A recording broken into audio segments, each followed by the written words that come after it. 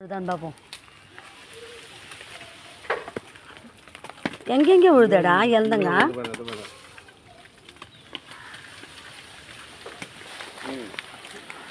நீ உழுக்கணுன்னா வேற எங்கெங்கே விழுது? பழமெல்லாம் விழுந்துருதா? தோட்டத்துக்கு போய் இளந்தங்கலாம் பறிச்சிட்டோம். இனிமேல் தான் வீட்டை க்ளீன் பண்ணணும். ஏன்னா இளந்தங்க நிறைய கிடந்தது மரத்தில். அதனால் இளந்தங்காய் பழம் எல்லாம் பறிச்சிட்டு வந்திருக்கோம். இனிமேல் தான் வீட்டை க்ளீன் பண்ணணும். இன்றைக்கி காலையில் வேலை இளந்தங்க பறிக்கிற வேலை தான். அதோட தோட்டத்தை க்ளீன் பண்ணலான்னு பார்க்குறேன். என் தோட்டத்தை க்ளீன் பண்ணிவிட்டு வீட்டை க்ளீன் பண்ணுற வேலை இருக்குது.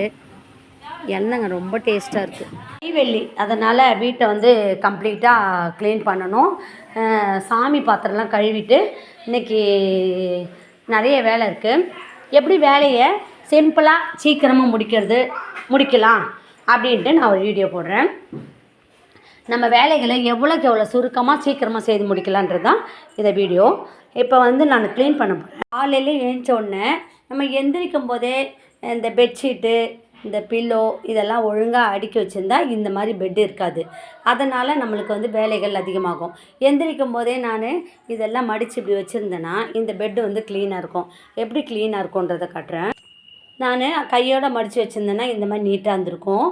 அது மாதிரி தான் துணிங்களையும் நான் துவைச்சிட்டு காஞ்ச உடனே மடித்து வச்சுருந்தேன். அந்த துணிங்க பெட்டு மேலே இருந்திருக்காது. இப்போ இது பெட்டு மேலே இருக்க துணியை எடுத்துகிட்டு வந்து வெளியில் போட்டுட்டு இப்போ இதை நான் க்ளீன் பண்ணிட்டேன். இப்போ பெட்ரூம் க்ளீன் ஆகிடுச்சு. இந்த துணிங்களை மடித்து வச்சோன்னா ஹாலும் க்ளீன் ஆகிடும். இனிமேல் இந்த ஃபர்னிச்சர், வுட் ஒர்க் இருக்குது, அதெல்லாம் நம்ம துணியை வச்சு தொடச்சிட்டு இனிமேல் டைனிங் டேபிள் எல்லாத்தையும் தொடச்சிட்டு ஹாலை க்ளீன் பண்ணிட வேண்டியது தான்.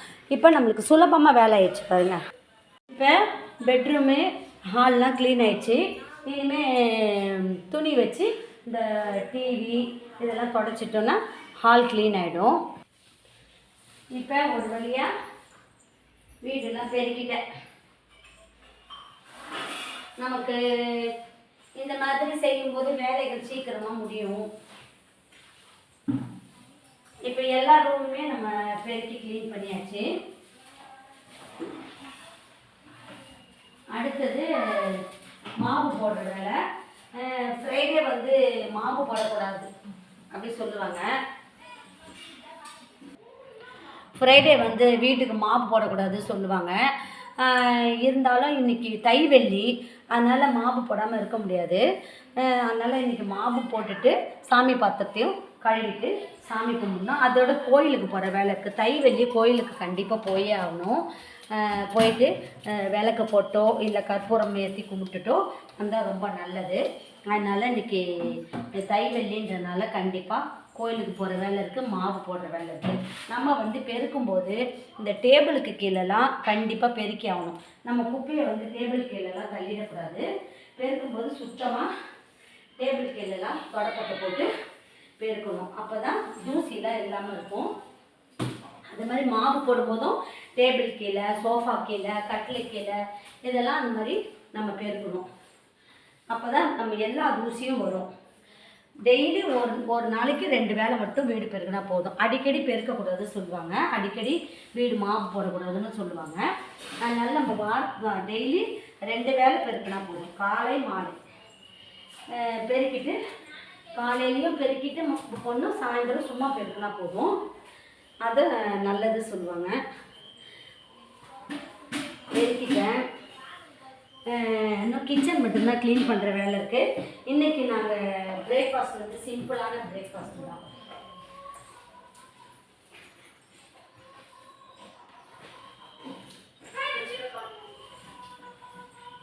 எல்லா ரூமும் நான் பெருக்கிட்டேன். இப்போ சுலபமாக ஒரு 1/2 அன் ஹவர்லேயே வேலையெல்லாம் முடிஞ்சிச்சு. இனிமேல் கிச்சன் மட்டும்தான் க்ளீன் பண்ணுற வேலை. முடிச்சுட்டு பிரேக்ஃபாஸ்ட்டு பண்ணிடுறது, மற்ற வேலைகள் நம்ம மற்ற பாத்திரம் கழுவுற வேலை அந்த மாதிரி வேலைகளை ஈஸியாக செய்திடலாம். இப்போ கழுவ வேண்டிய பாத்திரங்கள் சிங்கில் எடுத்து போட்டுக்கிறேன். இப்போ பசங்களை ஸ்கூலுக்கு அனுப்பிட்ட பிறகு அனுப்பி விட்டுட்ட பிறகு உடனே செய்ய முடியாது. கொஞ்சம் ரிலாக்ஸ் ஆகிட்டு அதுக்கப்புறமா தான் செய்ய முடியும். ஏன்னா பசங்களை இப்போல்லாம் எவ்வளோ வேலை இருக்குது. பசங்களுக்கு சாப்பாடு கட்டுறது அந்த மாதிரி வேலைலாம் இருக்கும். அது பெரிய வேலை. அந்த வேலையெல்லாம் முடிச்சுட்டு உடனே நம்ம வேலையில் இறங்க முடியாது. சுத்தம் பண்ணுற வேலையில் அப்போ வந்து கொஞ்சம் ரிலாக்ஸ் ஆகிட்டு அதுக்கப்புறமா செய்தால் தான் வேலையும் நல்லாயிருக்கும், மனசும் நல்லாயிருக்கும். அதனால் உடனே செய்திடாதீங்க. பசங்களை ஸ்கூலுக்கு அனுப்பிச்சிட்டு உடனே வேலையை செய்திடாதீங்க. கொஞ்சம் ரிலாக்ஸ் பண்ணிக்கோங்க. எல்லார் வீட்லேயும் பசங்க ஸ்கூல் போவாங்க, ஹஸ்பண்ட் வந்து ஆஃபீஸ்க்கு போவாங்க. அந்த மாதிரி இருக்கும்போது அவங்களெல்லாம் அனுப்பிச்சிட்டு உடனே வேலை செய்யக்கூடாது, வீட்டை வந்து சுத்தம் பண்ணக்கூடாது அப்படி சொல்லிகிட்ருக்காங்க. அதனால் உடனே செய்யாமல் கொஞ்சம் ரிலாக்ஸ் பண்ணிவிட்டு மைண்டை கொஞ்சம் வார்ம் அப் பண்ணிவிட்டு அதுக்கப்புறமா நீங்கள் செய்தீங்கன்னா உங்களுக்கு வேலைகள் சுலபமாக முடிகிற மாதிரி தெரியும். இப்போ நான் வந்து கிச்சனையும் க்ளீன் பண்ணிட்டேன்.